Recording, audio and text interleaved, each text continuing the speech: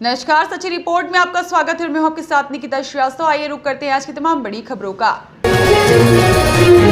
नेपाल में भगवान शिव का विश्व प्रसिद्ध श्री पशुपतिनाथ मंदिर स्थित है। वहीं चंद्रावेली, पोखरा आदि ऐसे कई पर्यटक स्थल हैं जिन्हें देखने के लिए पर्यटक दूसरे देशों से नेपाल जाते हैं। पर्यटकों में भारत देश के पर्यटकों की संख्या ज्यादा है। इसको लेकर नेपाल सरकार भी इन पर्यटन स्थलों पर पर्यटकों को बढ़ावा देने के लिए लगातार कार्य कर रही है। पर्यटकों को बढ़ावा कैसे मिले और अधिक से अधिक पर्यटक नेपाल पहुंचे, इसके लिए पशुपति क्षेत्र विकास कोष का भी गठन किया गया है, जिसके कार्यकारी निदेशक डॉक्टर घनश्याम खतिवड़ा मॉनिटरिंग भी कर रहे हैं। नेपाल के पर्यटन स्थलों के बारे में बात करते हुए कार्यकारी निदेशक डॉक्टर घनश्याम ने बताया कि नेपाल के पशुपतिनाथ मंदिर पर दर्शन के लिए पड़ोसी देश भारत से सबसे अधिक हिंदू पर्यटक पहुंचते हैं। आराध्य देव पशुपतिनाथ के दर्शन सुगमता से हों, इसके लिए स्थानीय स्तर पर पूरी सुविधाएं मुहैया कराई जाती हैं।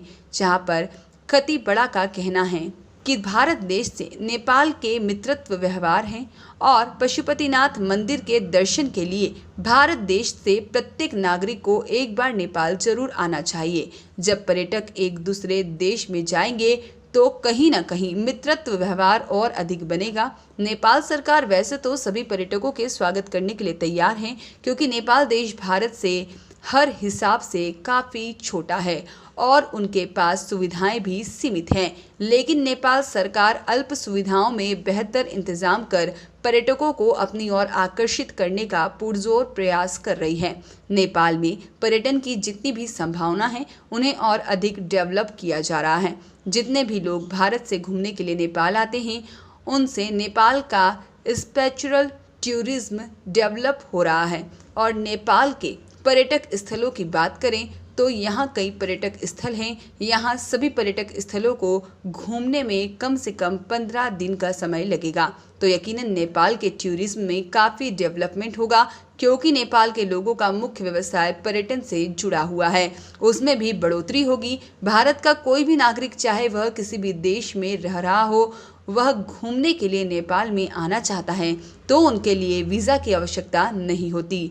फिर भी अगर किसी पर्यटक को नेपाल आने में वीज़ा और परमिशन की समस्या आएगी तो नेपाल सरकार ऐसे लोगों के लिए उन समस्याओं का भी हल निकालने के लिए पूरी तरह से तैयार है। भारत और नेपाल के मित्रत्व संबंध हैं। इसके अलावा दोनों देशों के बीच पर्यटकों का आदान प्रदान हो, इस पर बात करते हुए कार्यकारी अध्यक्ष ने बताया है कि दोनों सरकारों को पर्यटन को बढ़ावा देने के लिए इस पर बात करनी चाहिए और पर्यटकों के बढ़ावे के लिए उन्हें मिलने वाली सुविधाओं के लिए साझा कार्यक्रम बनाकर आगे आना चाहिए, जिससे दोनों ही देशों के पर्यटक स्थल डेवलप हो सकें और पर्यटकों को भी दोनों देशों को घूमने में सहूलियत हो सके। वहीं पशुपतिनाथ क्षेत्र विकास बोर्ड और भारत के मंदिरों मठों के बीच भी वार्ता होनी चाहिए, जिससे धार्मिक पर्यटकों को दोनों देशों में आने जाने में किसी प्रकार की असुविधा न हो। नेपाल सरकार की ओर से भारत के मठ, मंदिर और ट्रस्ट के साथ एक्सचेंजिंग कार्यक्रम डेवलप किया जाना चाहिए, जिससे नेपाल और भारत के बीच में एक दूसरे के धार्मिक स्थलों के बारे में जानकारी साझा की जा सके और एक दूसरे के इतिहास पर भी चर्चा हो सके। इसके लिए नेपाल सरकार प्रयासरत है।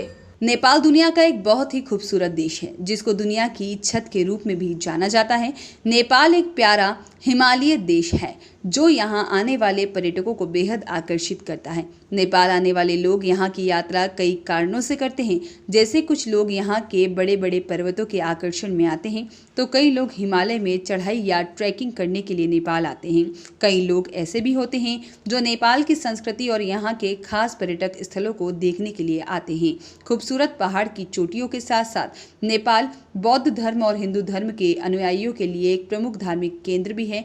नेपाल की सबसे खास बात यह है कि इस देश में अपराध की दर काफ़ी कम है, जिसकी वजह से यह एक बहुत ही सुरक्षित पर्यटन देश बन जाता है। पशुपतिनाथ मंदिर नेपाल का प्रमुख दर्शनीय स्थल है। पशुपतिनाथ मंदिर नेपाल के सबसे पवित्र हिंदू मंदिरों में से एक है, जो काठमांडू शहर से 3 किलोमीटर दूर पूर्व से सुंदर और पवित्र बागमती नदी के किनारे पर बसा हुआ है। यह मंदिर भगवान शिव को समर्पित है, जहां पर रोज हजारों की संख्या में भक्त आते हैं। पशुपतिनाथ मंदिर आश्रमों के साथ एक बड़े हिस्से में फैला हुआ है, जो यहां आने वाले पर्यटकों और तीर्थ यात्रियों को एक अलग शांति का अनुभव करवाता है।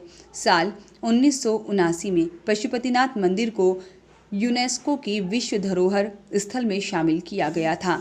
इस मंदिर के बारे में कहा जाता है, इस मंदिर में स्थापित ज्योतिर्लिंग शरीर का शिर है और भारत के बाहर ज्योतिर्लिंग से बना हुआ है।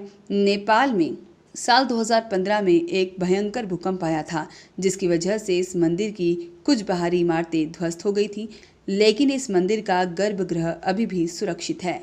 नेपाल के सबसे लोकप्रिय पर्यटन स्थलों में से एक है हिमालय पर्वत की तलहटी में फैला पोखरा। नेपाल का एक महानगरीय शहर है, जिसको नेपाल की पर्यटक राजधानी भी कहते हैं। इस खास पर्यटन स्थल की सैर करने हर साल सभी प्रकार के लोग भारी संख्या में आते हैं। बता दें कि पोखरा काठमांडू के बाद नेपाल का दूसरा सबसे बड़ा शहर है, जो 900 मीटर से ज़्यादा की ऊंचाई पर स्थित है। हिमालय का यह प्रवेश द्वार यहाँ आने वाले पर्यटकों को अपने खूबसूरत नज़ारों और रोमांचक खेलों से रूबरू कराता है। पोखरा शहर गंडकी नदी और उसकी कई सहायक नदियों द्वारा बटा हुआ है, जो यहाँ के अनूठे भूगोल में योगदान देता है। अन्नपूर्णा रेंज, जो कि सबसे ऊंची पर्वत श्रृंखला है, जिसमें 4 ऊंची चोटियाँ हैं, इसके ऊपर पोखरा बसा हुआ है। अगर आप नेपाल जाने के बाद हिमालय के पर्वतों को, उनकी खूबसूरती को देखना चाहते हैं, तो नागरकोट आपके लिए सबसे अच्छी जगह है। नागरकोट नेपाल की सबसे ज़्यादा देखी जाने वाली जगहों में से एक है। मीनार की चोटियों की गोद बढ़ा हुआ यह छोटा और आकर्षक गांव नेपाल के भक्तपुर जिले में स्थित है।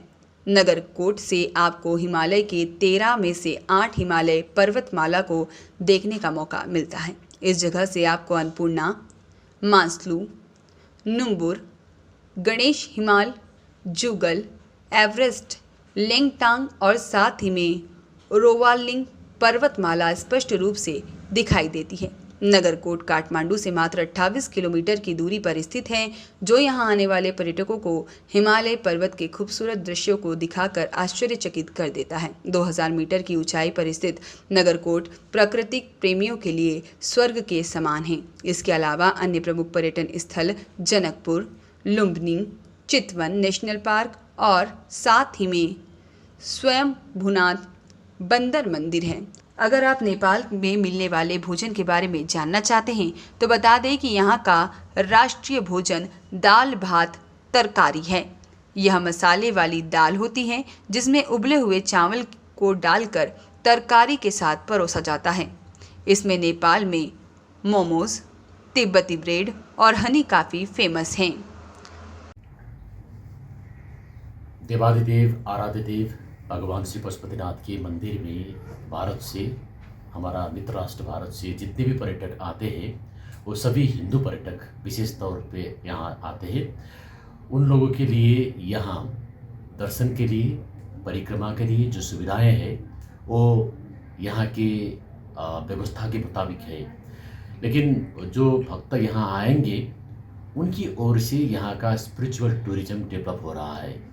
हम चाहते हैं कि भारत का सभी जनता, सभी धर्मार्थी और सभी पर्यटक जितने भी हैं, वो एक बार देवादिदेव आराध्य देव पशुपतिनाथ का दर्शन के लिए आना चाहिए। हम वो सभी लोगों के लिए स्वागत करने के लिए तैयार है। हमारे ओर से जितनी सेवा सुविधाएं हैं, वो थोड़ा है, छोटा है, लेकिन कृष्ण के आगे कनी का समान है, वो उनको स्वीकार करना चाहिए। सर, नेपाली पर्यटन की बात करें तो पर्यटन बड़ा व्यवसाय है। इसके लिए नेपाल सरकार क्या प्रयास करेगी और बढ़ावा मिले इसको? नहीं, नेपाल में जितना भी पर्यटन का संभावना है, वो संभावना का पहले नंबर पे आते हैं कि वो स्पिरिचुअल टूरिज्म। और स्पिरिचुअल टूरिज्म के लिए हमारे छिमेकी मुल्क भारत का जितने भी लोग यहाँ आएंगे, वो न कि पशुपतिनाथ के दर्शन के लिए और यहाँ से मुक्तिनाथ के दर्शन के लिए और पोखरा घूमने के लिए और मुस्तांग घूमने के लिए भी आते हैं। जितने भी इस क्षेत्र पर प्रचार में आएंगे, वो क्षेत्र भारत के लिए वायबल क्षेत्र है। उससे भी ज़्यादा बढ़िया क्षेत्र यहाँ है, स्पिरिचुअल एरिया है और टूरिज्म डेस्टिनेशन भी है। वो सभी टाइम पे पशुपतिनाथ का दर्शन करके वहाँ जाकर घूम के जाने के लिए 10-15 दिन लगेगा। उतने टाइम काश भारत का पर्यटक यहाँ आ गए तो नेपाल का टूरिज्म डेवलपमेंट बहुत बड़ा हो जाएगा और यहाँ का मेन जो ऑक्यूपेशन होगा सभी का स्पिरिचुअल टूरिज्म ही होगा, ये हमारा विश्वास है। सर, भारत के अलावा कई ऐसे पड़ोसी देश भी हैं नेपाल के जो पर्यटन के नाम पर या पशुपतिनाथ मंदिर के नाम पर आना चाहते हैं, लेकिन वीज़ा की एक बड़ी समस्या जो भारत को नहीं है।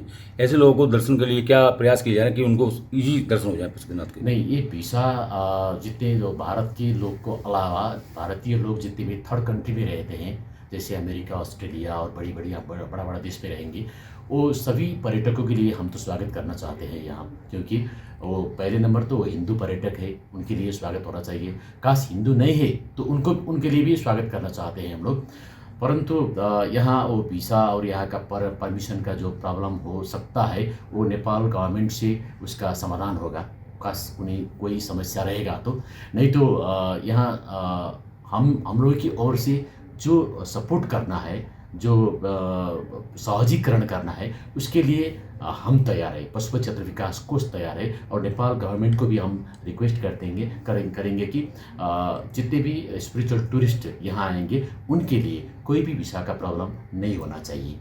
काश है तो उसका समाधान होना चाहिए। पर्यटन क्षेत्रीय बात में भारत में और नेपाल में दोनों की भौगोलिक परिस्थिति भी एक जी और पर्यटन स्थल भी काफ़ी डेवलप है। दोनों के बीच में ऐसी कोई वार्ता होती है जिससे डेवलप दोनों देशों के अंदर पर्यटन डेवलप हो? नहीं, इस पे तो होना चाहिए, क्योंकि पशुपति क्षेत्र विकास कोष की ओर से अथवा भारत का पीठ, मठ, मंदिर जितने भी है और ट्रस्ट जितने भी है, उनके और हमारे बीच एक दौत्य संबंध होना चाहिए और इसी संबंध की ओर से यहाँ का और वहाँ का टूरिस्ट का आदान प्रदान भी होना चाहिए। और पशुपति क्षेत्र विकास कोष का जो हमारे यहाँ कार्यकर्ताएं हैं उनको भी वहाँ जाने का और आने का व्यवस्था के लिए कोई समझदारी होना चाहिए। हम ऐसा करना चाहते हैं लेकिन हमारे पास उतना टाइम नहीं है, इसलिए हम इसके ओर से क्रिटिकली और क्रिएटिवली काम नहीं कर पा रहे हैं, क्योंकि हम चाहते हैं कि वहाँ का जितने ट्रस्ट है, जितने मंदिर है, जितने विश्वविद्यालय हैं, जितने अध्ययन संस्थान है, उनमें हम एक्सचेंजिंग प्रोग्राम संचालन करना चाहते हैं। हमारा दौत्य संबंध उसी से प्रगाढ़ हो जाएगा।